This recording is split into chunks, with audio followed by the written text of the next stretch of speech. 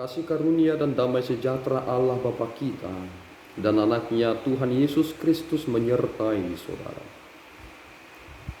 Amin. Shalom saudaraku yang terkasih, di dalam nama Tuhan Yesus Kristus senang bisa menyapa saudara di tempat saudara berada hari ini, dalam dimensi yang berbeda tetapi dalam dunia yang sama. Sebagai insan yang diciptakan untuk Tuhan, sebelum melakukan rangkaian aktivitas kita pada hari ini, marilah kita mengawalinya dengan mendengarkan firman Tuhan. Shalom, pembacaan firman Tuhan untuk kita hari ini terdapat di Yeremia 17 ayat 10. Berbunyi demikian. Aku Tuhan yang menyelidiki hati, yang menguji batin untuk memberi balasan kepada setiap orang, setimpal dengan tingkah langkahnya, setimpal dengan hasil perbuatannya. Terima kasih. Saudaraku, mengapa kita harus menjadi pribadi yang terus konsisten di tengah-tengah bangsa yang menolak Allah penciptanya?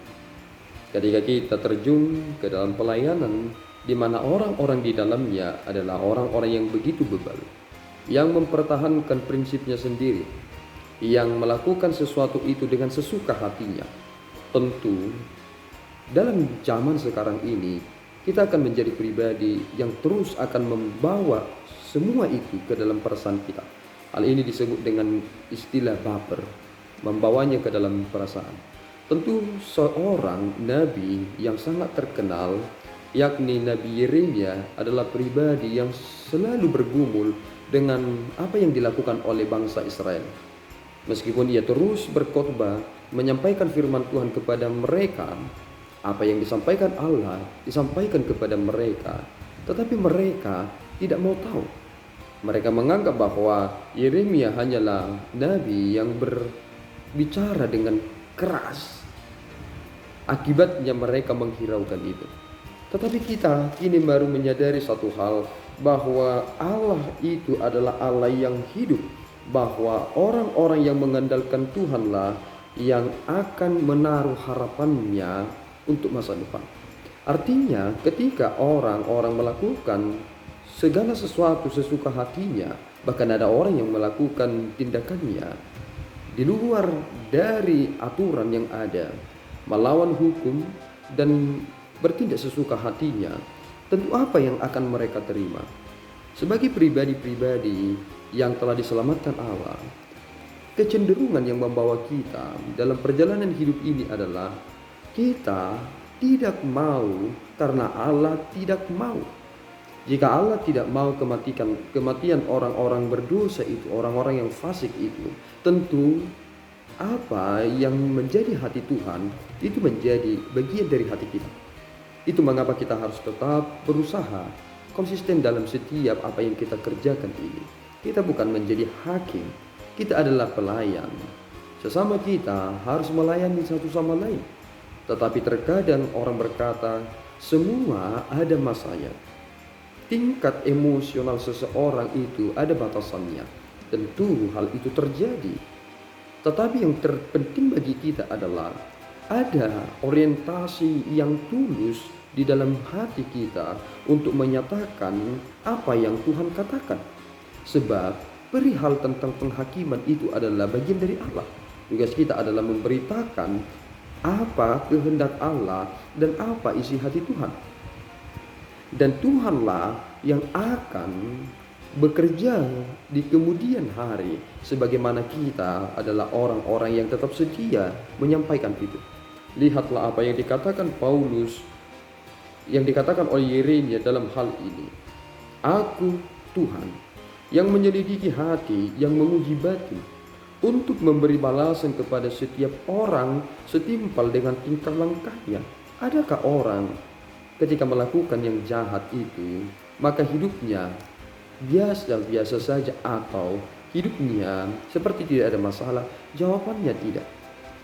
Karena kita menyoroti sesuatu itu dari mata manusia kita langsung menjadi pribadi yang tidak berterima dengan apa yang mereka lakukan, dan bahkan bertanya kepada Tuhan, mengapa Tuhan mengizinkan itu terjadi? Lihatlah satu hal saudaraku, bahwa ketika kita menyadari dalam kehidupan ini, Tuhan ternyata bisa membuang seseorang itu dengan memberinya apapun meskipun ia tidak berdoa. Tetapi pada prinsipnya Tuhan telah membuangnya. Untuk apa kita memiliki semua ini jika kita kehilangan roh kita? Itu Yesus Kristus katakan. Karena jika seseorang kehilangan rohnya, pertanda bahwa Allah tidak ada di dalam dirinya. Meskipun dia memiliki kelimpahan dari Allah, dari semua yang ada di dunia ini, tetapi jika bukan Tuhan ada di dalam dirinya, maka hidupnya tidak berharga di mata Tuhan. Orang-orang yang fasik, orang yang melakukan segala sesuatunya sesuai dengan pikirannya sendiri, maka mereka akan menerima setimpal dengan perbuatannya. Apakah saudara tega jika mereka yang melakukan yang jahat itu, Tuhan langsung hancurkan bumi, hanguskan mereka? Betapa jahatnya kita. Mari berusaha menjadi pribadi yang lebih baik, saudaraku. Hidup ini adalah bagian dari pendisiplinan. Kita menjadi murid-murid Tuhan yang harus belajar supaya menjadi sosok yang terpelajar. Bukan menjadi pribadi yang selalu ingin seseorang itu langsung dihukum. Walaupun Yeremia dalam doanya berkata, "Buatlah hari malapetaka menimpa mereka, dan hancurkanlah mereka dengan kehancuran berganda." Tetapi lihatlah apa yang dilakukan oleh Yeremia. Ia sering sekali meratapi bangsa ini. Bahkan satu tulisannya yang terkenal adalah Kitab Ratapan. Betapa ia menangis melihat bagaimana bangsa ini akibatnya pada akhirnya menerima akibat dari perbuatan mereka. Kiranya kita menjalani hari-hari kita ini untuk menjadi tetap sebagai pribadi yang baik. Tuhan menyelidiki hati kita dan menguji batin kita, dan akan memberikan ganjaran sesuai dengan apa yang kita perbuat. Jadilah baik, itu lebih penting dan sangat menyenangkan dalam hidup ini. Tuhan Yesus memberkati kita berdoa. Ya Tuhan, kami bersyukur atas berkat-Mu. Terima kasih Bapa atas firman yang boleh kami dengarkan hari ini. Engkaulah yang menguji hati dan batin seseorang, dan Engkau yang akan menghukum setiap orang sesuai dengan apa yang dia kerjakan. Tolong Tuhan, kiranya Engkau mengizinkan kami memiliki hati seperti hamba yang senantiasa melayani-Mu dengan sungguh-sungguh dan hanya tertuju kepada-Mu, sehingga apapun yang kami kerjakan di dunia ini adalah perbuatan-perbuatan yang sungguh-sungguh memuliakan-Mu, perbuatan-perbuatan yang merupakan buah dari keselamatan dalam iman kepada Kristus. Berkati kami dalam setiap pekerjaan kami, dimuliakan nama-Mu. Dalam Yesus kami telah berdoa dan mengucap syukur.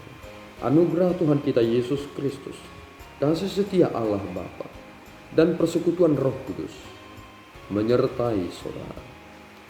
Amin. Tuhan Yesus memberkati.